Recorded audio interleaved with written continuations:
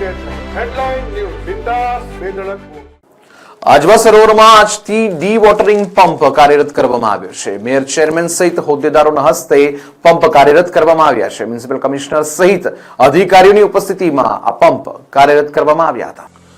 ગુજરાતમાં આ વર્ષે વરસાદી સિઝનમાં સારો એવો વરસાદ વરસી રહ્યો છે। કેટલાય વર્ષો પછી જૂન મહિનાથી લઈ અત્યાર સુધી સતત વરસાદ વરસી રહ્યો છે। જો કે હવામાન વિભાગે પણ આ વર્ષે ચોમાસું સારું રહેવાના એંધાણ આપ્યા છે। ત્યારે ચોમાસામાં ભારે વરસાદની પરિસ્થિતિને પહોંચી વળવા માટે તંત્ર કમર કસી રહ્યું છે, જેને લઈ આજ રોજ આજવા સરોવરમાં ડી વોટરિંગ પંપ કાર્યરત કરવામાં આવ્યો છે। જ્યારે આ સિસ્ટમ કાર્યરત થવાથી આજવાની સપાટી નિયંત્રિત કરી શકાશે। આજવાની સપાટી નિયંત્રિત થશે તો વિશ્વામિત્રીના સ્તર પણ જળવાશે। જ્યારે ₹7 કરોડના ખર્ચે ઇન્સ્ટોલ કરાયેલી આ સિસ્ટમ મહત્વપૂર્ણ સિદ્ધ થશે। 14 પંપ પૈકી આજે 6 પંપ કાર્યરત કરવામાં આવ્યા છે અને બાકીના આગામી એક સપ્તાહમાં તમામ પંપ કાર્યરત થઈ જશે। અત્રે ઉલ્લેખનીય છે કે અત્યાર સુધી આજવાના પાણી છોડવા ગાયકવાડી સમયની સિસ્ટમ પર નિર્ભર હતા।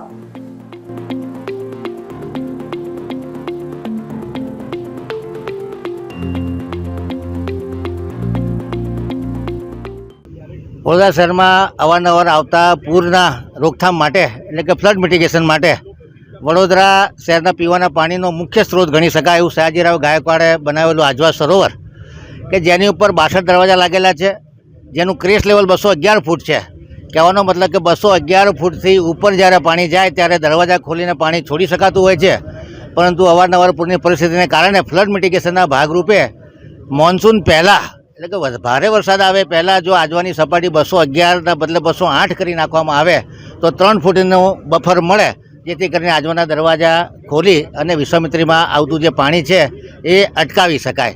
એટલે એક આ ઇનોવેટિવ વિચાર કરી અને આ ફ્લડ ડિસ્પોઝલ એટલે કે સ્ટોર્મ ડિસ્પોઝલ સિસ્ટમ દ્વારા આજે 14 જેટલા હોરિઝોન્ટલ સબમર્સિબલ સેન્ટ્રીફ્યુગલ પંપ લગાડ્યા છે।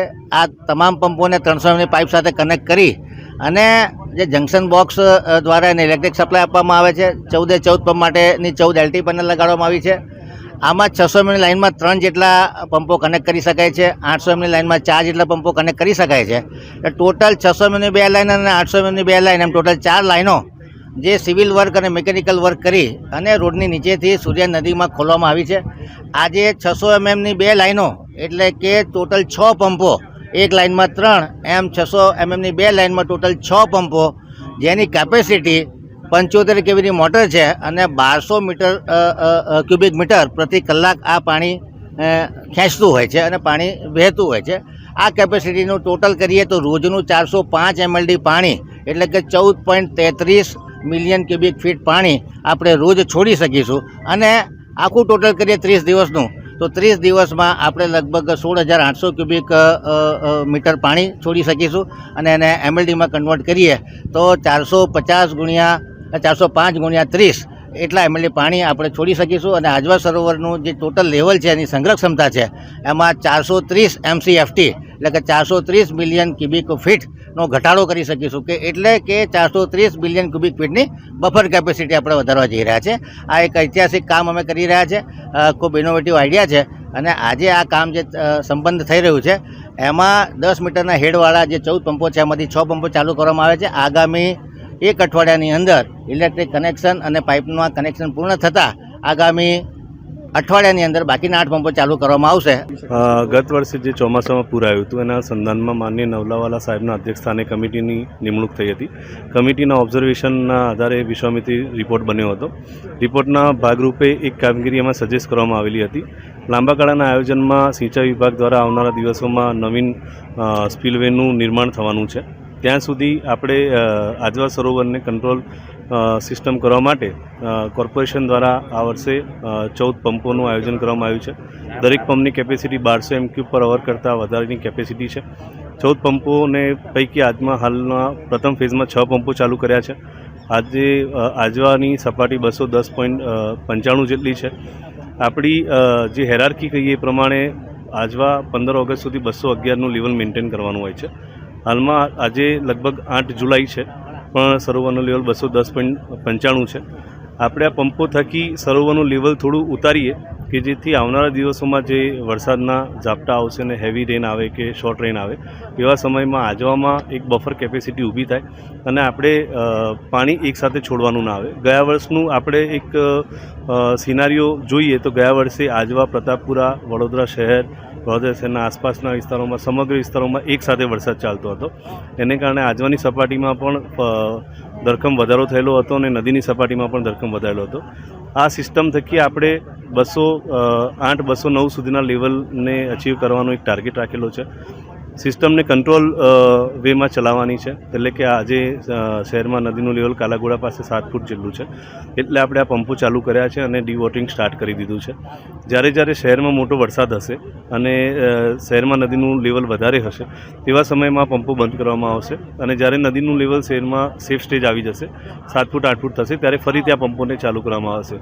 આ રીતે આપણે લગભગ ઓગસ્ટ મહિનાના એન્ડ સુધી કે સપ્ટેમ્બર મહિના સુધી આપણે આને મેન્ટેન કરીશું કે જેથી અચાનક આજવા સરોવરનો ઓવરફ્લો જે થતા હતા એને આપણે ન કરી શકીએ, ન થાય.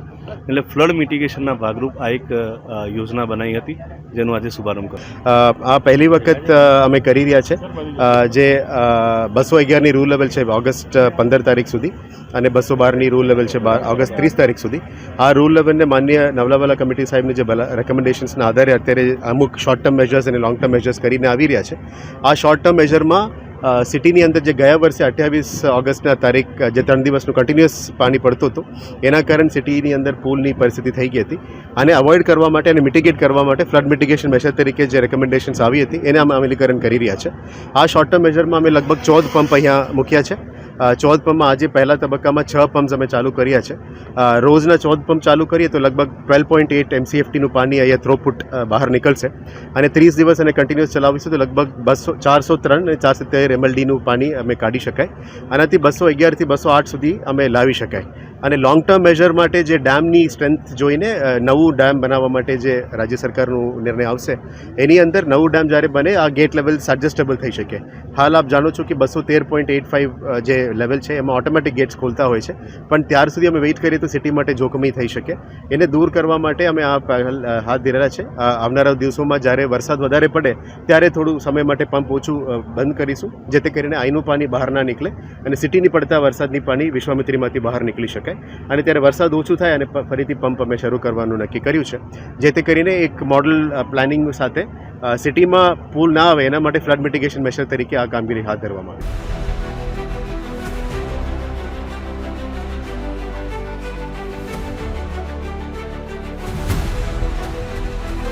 हर આવી. समस्या की डेट हेडलाइन न्यूज बिंदास बेधड़क